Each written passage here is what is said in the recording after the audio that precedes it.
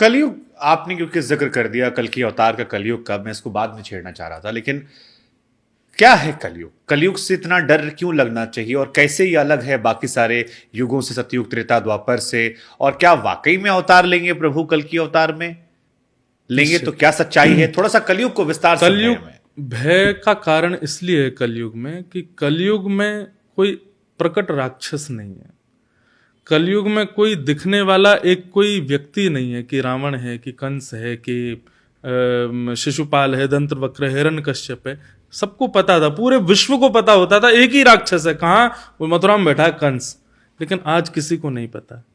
कलयुग मानसिकता में आता है, बुद्धि में आता है, आपके विचारों में आता है, और विचार के द्वारा वो सबको राक्षस बनाता है।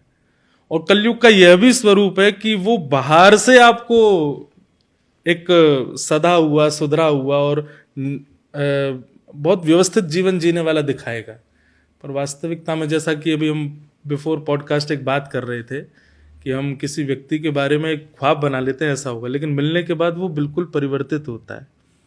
ये कली का राक्षसत्व है कि वो व्यक्ति को दिखाएगा कुछ और होगा कुछ, इसलिए कलयुग भय का कारण है। परंतु जैसे कहते हैं ना, गुण सब में होते हैं, कलयुग में भी एक गुण है जो कि बाकी के युगों में नहीं है। अभी मैंने नाम लिया शंख चक्र गदा पद्मधारी चतुर्भुज नारायण, तो चतुर्भुज नारायण का नाम लेते ही आपको नेत्र भी नहीं बंद करने पड़ेंगे, आपके चित्त में, मन में अपने आप चतुर्भुज भगवान का रूप आ जाता है। ये कलयुग में भक्ति साधन की प्रधानता है कि यहाँ पर भगवान का स्मरण बहुत जल्दी होता है। बाकी के युगों में आपको तप करना पड़ेगा, आपको हिमालय पर जाना पड़ेगा, आपको साधन छोड़ने पड़ेंगे, घर त्याग करना पड़ेगा, तब भगवत प्राप्ति। तो कलयुग में भय का कारण एक है और प्रसन्नता का कारण ये, यहाँ भगवत प्राप्ति बहुत सहज है। तो ये है कली और यही है कलयुग। और रही बात, आपने कहा भगवान अवतरित होंगे, निश्चित होंगे। कली का जब अंत आएगा तब भागवत में वर्णन भी है कि भगवान का अवतरण होगा, कल्कि के अवतार के रूप में भगवान आएंगे।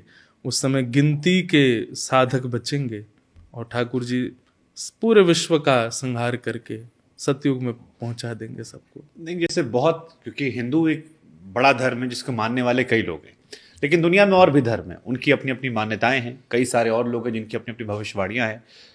कई सारे लोगों ने कह दिया था कि 2011 में दुनिया खत्म हो जाएगी। कई लोगों ने कहा था 19 के आसपास। जब कोविड आया तो हमें आपको एहसास भी होने लगा कि अभी शायद 24 की भी चल रही है बात कि कहीं ग्रंथों में ऐसा लिखा है कि 24 में शायद नष्ट होगी दुनिया।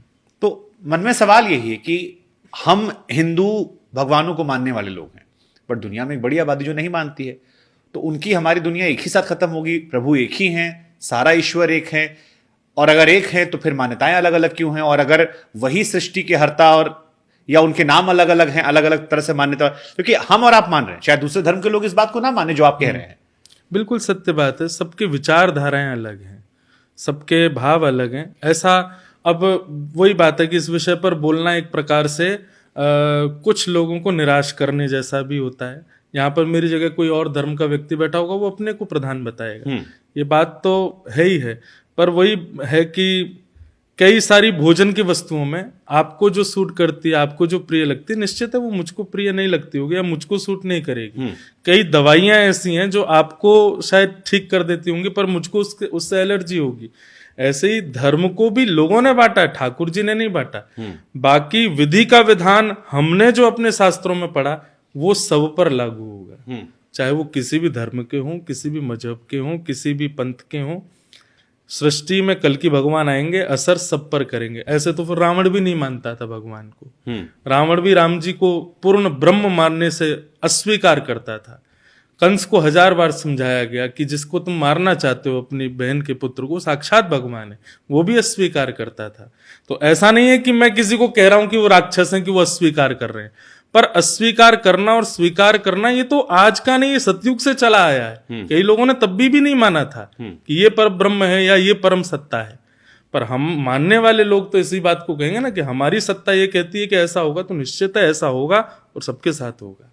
अच्छा, एक कहीं मैंने आपको बोलते हुए भी सुना था कि हर युग में नाम भी छोटे राक्षसों के। हाँ, वो ऐसा था कि 4 युग हैं, सतयुग, त्रेता, द्वापर, कलयुग। सतयुग में राक्षस का नाम थोड़ा बड़ा है, वहाँ हिरण्यकश्यप नाम है। त्रेता में राक्षस का नाम थोड़ा छोटा रावण है, 3 अक्षर का है। और द्वापर में राक्षस का नाम कंस है। और कलयुग में राक्षस का नाम 1 अक्षर का मैं। ये मैं अहमत्व, ये मैत्व, ये मैं करना, हर चीज में मेरी सत्ता को प्रधानता देना, यही जब चरमोत्कृष्ट हो जाएगा तो समझो मैं ही कली का रूप धारण कर लूंगा। तो यही इसका प्रावधान था, ये मैं ही कली है, मैं ही राक्षस है कलयुग में।